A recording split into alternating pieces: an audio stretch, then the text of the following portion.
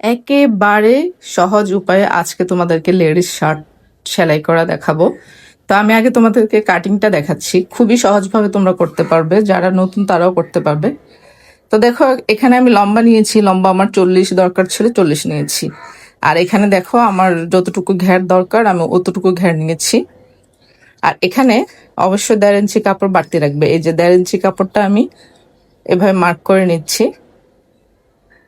আমার এখানে কাপড় খুবই কম, আমি কম কাপড় দিয়ে এটা করছি। কাপড়টা আসলে আমার কাজিনের, সে খুবই পছন্দ করেছিল, বাট কাপড়টা কম হওয়ার কারণে এটা আমি কম কাপড় দিয়ে করছি।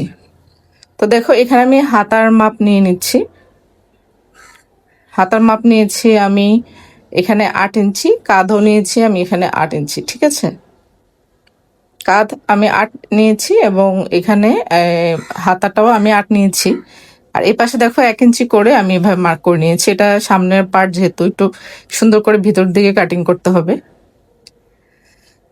তো এখানে আমি বডির মাপ নিচ্ছি। দেখো বডি আমার যতটুকু দরকার ততটুকু নিচ্ছি। আর এখানে আমি কোমরের মাপ নিচ্ছি, এটা আসলে লাগে না, এটা তোমাদের বোঝার সুবিধার্থে আমি এটা নিচ্ছি। আর নিচে হচ্ছে হিপের মাপ। তো কোমরটা আমি লম্বা করে মাপ কেটে নিচ্ছি, এখানে হিপেরটাও আমি লম্বা করে মাপটা কেটে নিচ্ছি। তারপর কোমর যতটুকু দরকার আমি নিচ্ছি। হিপ আমি পুরোটাই নিব, এখানে ঘের আসলে আমার একটু বেশি লাগবে তাই পুরোটাই নিচ্ছি। তো এখানে মার্ক করে নিচ্ছি আমি হাত দিয়ে। তো নিচে দেখো আমি 5 ইঞ্চি এখানে মার্ক করেছি। তারপর এইভাবে আমি মার্ক করে নিলাম। আর এখানে 3 ইঞ্চি আমি মার্ক করেছি, এটা তোমাদের ইচ্ছা মতো তুমি নিবে।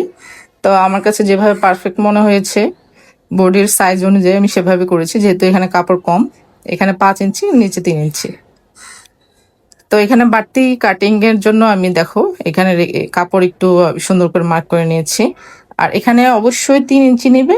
আর এখানে আমি একটু গলাটা একটু বড় রাখবো বাতাস ঢোকার জন্য, আসলে খুব বেশি টাইট যেতে না হয় এর জন্য আমি 4 ইঞ্চি নিয়েছি। তো আমার এটা হয়ে গিয়েছে, এখন দেখো আমি কাটিং করছি। এখন আমি কাটিং করে নিচ্ছি।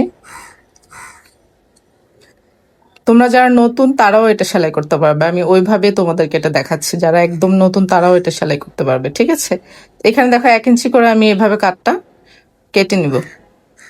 আর এখানে অবশ্যই 1.5 ইঞ্চি মাপ রাখতে হবে এটা বাটন করার জন্য।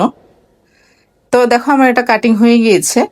এখানে দেখো আমি 11 ইঞ্চি মাপ নিব, উপর থেকে কাত থেকে এখানে 11 ইঞ্চি মাপ নিব, ঠিক আছে। এটা পিছনের পার্টের জন্য, পিছনে সুন্দর করে আমি 11 ইঞ্চি মাপ নিয়ে, এই যে দেখো 11 ইঞ্চি মাপ নিয়ে এটা বডি মাপ অনুযায়ী লম্বাটা নিতে হবে। এখন দেখো এই যে আমি শার্টটা এখানে বসিয়ে দিব, ঠিক আছে। এভাবে ভাঁজ করে বাটনের জায়গাটা আমি ভাঁজ করে এখানে বসিয়ে দিব। বসে তারপরে দেখো এইটার মেজারমেন্ট অনুযায়ী আমি কেটে নিচ্ছি একদম সেম। আর এই পাশে একটু ফাঁকা রাখবে, যেহেতু পিছনের পার্ট তাই একটু ফাঁকা রাখবে। সামনের হাতাটা একটু বাড়তি কাটতে হয়, তোমরা সবাই জানো। আর এখানে দেখো আমি 3 ইঞ্চি করে, হাফ ইঞ্চি করে তারপর এভাবে কেটে নিচ্ছি। তো সেম এখানে আরেকটা পার্ট আমি কেটে নিচ্ছি, সেম এটা রেখে আমি এভাবে কেটে নিচ্ছি। তোমাদের কারো যদি বোঝার অসুবিধা হয় তাহলে তোমরা অবশ্যই আমাকে জানাবে, আমি কমেন্টে আমি তোমাদেরকে এটা বুঝিয়ে বলবো। তো দেখো এটা আমার পিছনের এটা পার্টটা হয়ে গেছে, এখানে 2টা পার্ট থাকবে। এখন দেখো পিছনের পার্টটা যেহেতু আমি কাটিং করেছি, এখন নিচের পার্টটার জন্য যতটুকু দরকার দেখো আমি এটা রেখে তারপর মাপ নিচ্ছি। এখন এখানে আমার 29 হয়েছে, ঠিক আছে। 29 যেহেতু আমি এখানে 1 ইঞ্চি বেশি নিব, 30 ইঞ্চি নিয়ে তারপর আমি এটা কেটে নিচ্ছি। এখন দেখো এটা ভাবে রেখে আমি মাঝখানে এটা কুচি দিব, এভাবে কেচে রাখছি তোমরা তোমাদের বোঝার সুবিধার্থে। পরবর্তী পার্টে সেলাই দেখবে।